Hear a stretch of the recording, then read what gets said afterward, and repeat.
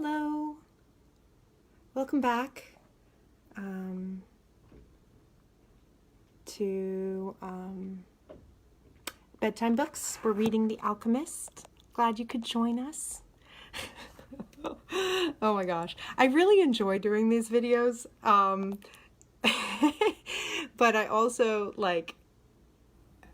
it feels like just one persona, but I really enjoy it.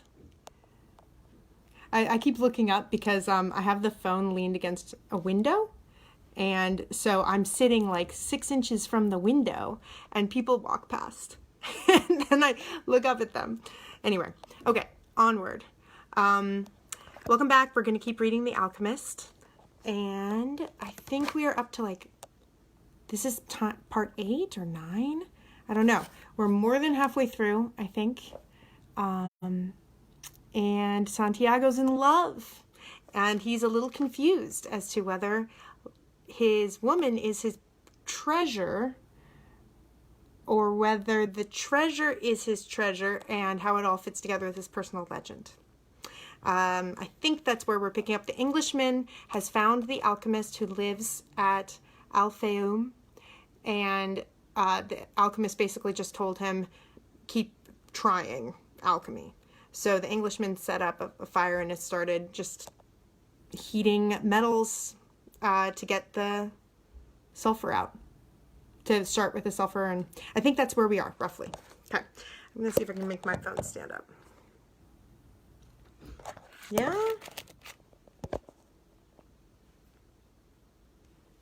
Okay. For anyone who wants to read along, we're on page 104. Hey, John.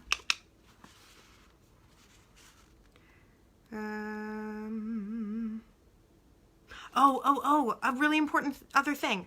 The cliffhanger that we left on. Santiago had gone out to the desert to contemplate desert women, to try to understand the woman he's in love with.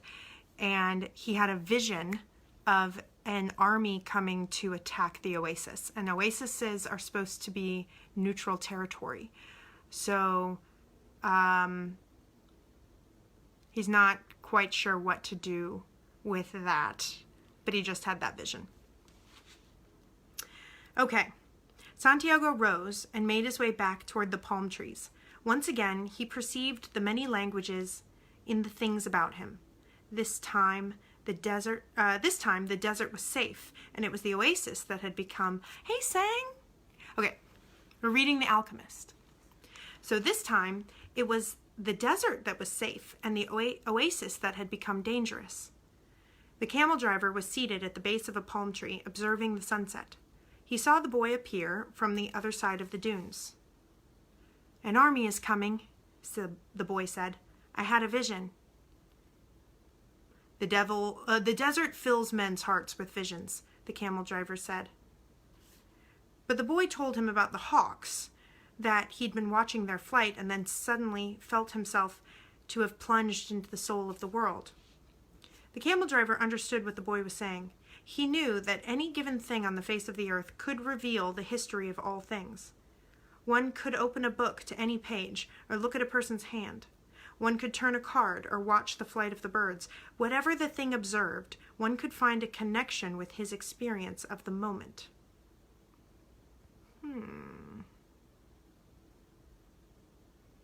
Okay. Actually, it wasn't that all those things in of themselves revealed anything at all. It was just that people, looking at what was occurring around them, could find a means of penetration to the soul of the world. The desert was full of men who earned their living based on the ease with which they could penetrate to the soul of the world. They were known as seers, and they were held in fear by women and the elderly. Tribesmen were also wary of consulting them, because it would be impossible to be effective in battle if one knew that one was fated to die. The tribesmen preferred the taste of battle and the thrill of not knowing what the outcome would be. The future was already written by Allah, and what he had written was always for the good of man. So the tribesmen lived only for the present, because the present was full of surprises, and they had to be aware of many things. Where was the enemy's sword? Where was his horse? What kind of blow should one deliver next in order to remain alive? The camel driver, however, was not a fighter.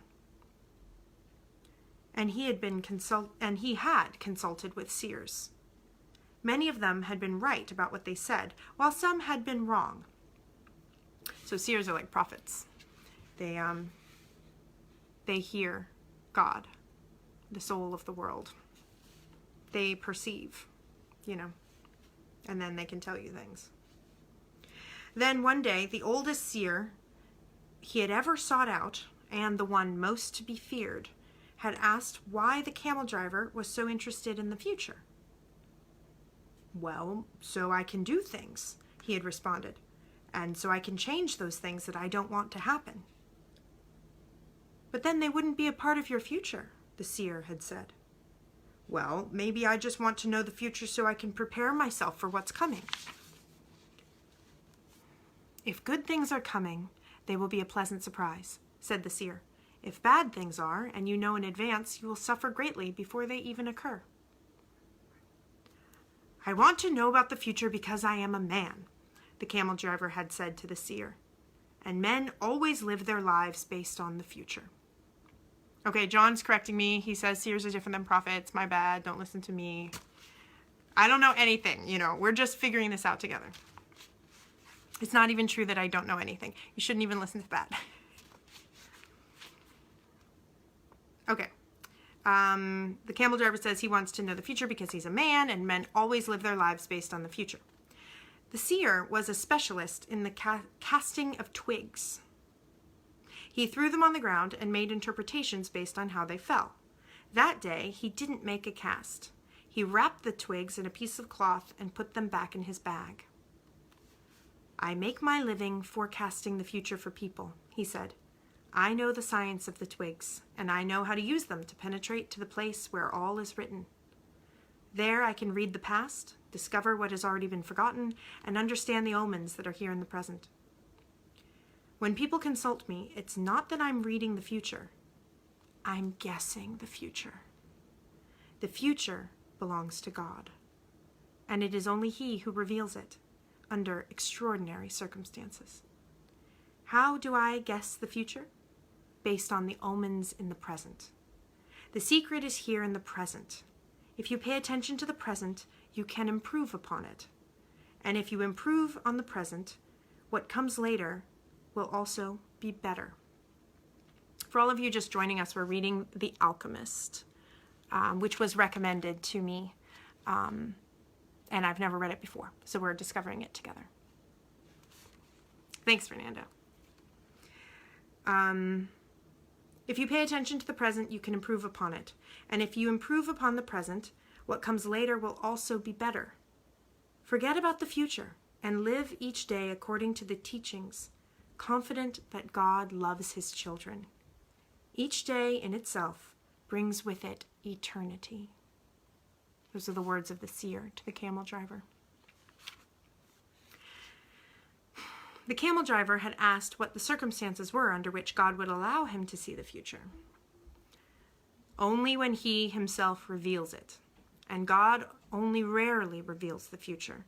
When He does so, it is for only one reason. It's a future that was written so as to be altered. Ooh. Interesting claims.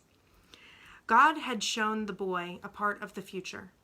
The camel driver thought, why was it that He wanted the boy to serve as His instrument? Okay, so the idea is like God had shown the attacking army to the boy, so therefore there's a reason why it was revealed. Something like that. Go and speak to the tribal chieftains, said the camel driver. Tell them about the army that is approaching. They'll laugh at me. They are men of the desert, and the men of the desert are used to dealing with omens. Well, then they probably already know. They're not concerned with that right now. They believe that if they have to know something, Allah will, They believe that if they have to know about something that Allah wants them to know about, someone will tell them about it. It has happened many times before, but this time the person is you. The boy thought of Fatima and decided he would go see the chiefs of the tribes. The boy approached the guard at the front of the huge white tent at the center of the oasis. "I want to see the chieftains. I've brought omens from the desert." Without responding, the guard entered the tent, where he remained for some time. When he emerged, it was with a young Arab dressed in white and gold. The boy told the younger man what he had seen, and the man asked him to wait there. He disappeared into the tent. Night fell, and an assortment of fighting men and merchants entered and exited the tent. One by one, the campfires were extinguished, and the oasis fell as quiet as the desert. Only the lights in the great tent remained. During all this time, the boy thought about Fatima, and he was still unable to understand his last conversation with her. Finally, after hours of waiting, the guard bade the boy enter. The boy was astonished by what he saw inside. Never could he have imagined that there in the middle of the desert there existed a tent like this one. The ground was covered with the most beautiful carpets he'd ever walked upon, and from the top of the structure hung lamps of hand-wrought gold, each with a lighted candle. The tribal chieftains were seated at the back of the tent in a semicircle, resting upon richly embroidered silk cushions. Servants came and went with silver trays laden with spices and tea. Ooh. Other servants maintained the fires in the hookahs. The atmosphere was suffused with the sweet scent of smoke. Here's a picture for you. Can you see? Okay. There were 8 chieftains, but the boy could see immediately which of them was the most important. That one, I bet. An Arab dressed in white and gold, seated at the center of the semicircle. At his side was the young Arab, the boy he had spoken with earlier. "Who is this stranger who speaks of omens?" asked one of the chieftains, eyeing the boy. "It is I," the boy answered, and he told what he had seen. "Why would the desert reveal such things to a stranger when it knows that we've been here for generations?" said another of the chieftains. "Because my eyes are not yet accustomed to the desert," the boy said. "I can see things that eyes habituated to the desert might not see. And also because I know about the soul of the world," he thought to himself. "The oasis is neutral ground. No one attacks an oasis," said a third chieftain. "I can only tell you what I saw. If you don't want to believe me, you don't have to do anything about it." The men fell into an animated discussion. They spoke in an Arabic dialect that the boy didn't understand, but when they made him leave, but when he made to leave, the guards made him stay. The boy became fearful. The omens told him that something was wrong. He regretted having spoken to the camel driver about what he had seen in the desert. Suddenly, the elder at the center smiled, almost imperceptibly, and the boy felt better. The man hadn't participated in the discussion, and in fact hadn't said a word up till that point. But the boy was already used to the language of the world, and he could feel the vibrations of peace throughout the tent. Now his intuition was that he had been right in coming. The discussion ended. The chieftains were silent for a few moments as they listened to what the old man was saying. Then he turned to the boy. This time his expression was cold and distant. 2,000 years ago, in a distant land, a man who believed in dreams was thrown into a dungeon and then sold as a slave, the old man said, now in the dialect that the boy understood. Our merchants bought that man and brought him to Egypt. All of us know that whoever believes in dreams also knows how to interpret them. The elder continued. When the Pharaoh dreamed of cows that were thin and cows that were fat, this man I'm speaking of rescued Egypt from famine. His name was Joseph. He too was a stranger in that land, like you, and probably about your age. He paused, and his eyes were still unfriendly. We always observe the tradition. The tradition saved Egypt from famine in those days. The tradition made the Egyptians the wealthiest of people. The tradition teaches men how to cross the desert and how their children should marry. The tradition says that an oasis is neutral territory, because both sides have oases and both are vulnerable. No one said a word as the old man continued. But the tradition also says that we should believe the messages of the desert. Everything we know was taught to us by the desert. The old man gave a signal and everyone stood. The meeting was over. The hookahs were extinguished and the guards stood at attention. The boy made ready to leave, but the old man spoke again. Tomorrow we are going to break the agreement that says that no one in the oasis may carry arms. Throughout the entire day, we will be on the lookout for our enemies. When the sun sets, the men will once again surrender their arms to me. For every 10 men among our enemies, you will receive For every 10 dead men among our enemies, you will receive a piece of gold. But arms cannot be drawn unless they also go into battle. Arms are as capricious as the desert, and if they are not used, the next time they might not function. If at least one of them hasn't been used by the end of the day tomorrow, at least one of them will be used on you.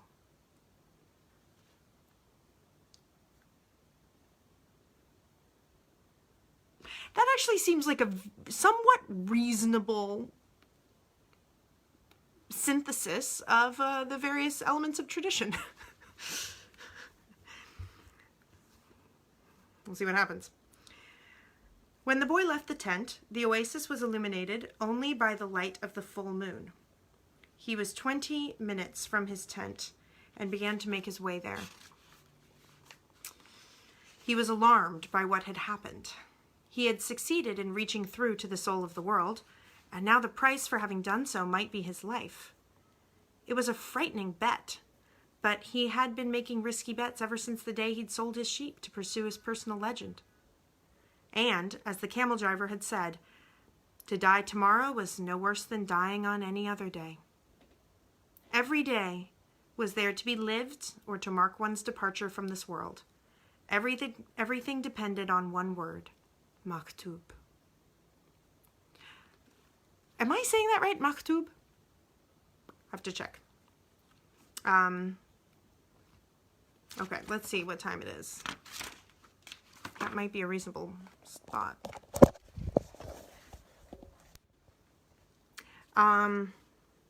Yeah, let's pause it there. It's been about 20 minutes, and we'll see what happens. It's Friday. That means we take a break for the weekend. Okay, fine. My plan as of now is to take a break for the weekend and read more on Monday. 6 o'clock Pacific time. We'll see what happens.